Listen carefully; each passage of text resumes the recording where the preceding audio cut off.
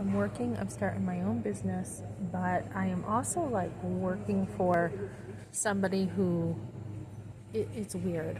I got hired last week at this place that says you get 50% of the cleaning.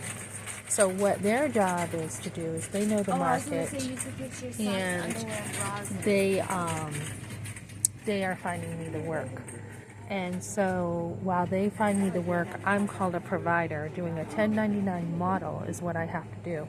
I haven't gotten into marketing. I mean, if I had the houses myself, I wouldn't have to, I wouldn't have to share the 100%, right? I could have 100 instead of taking 50.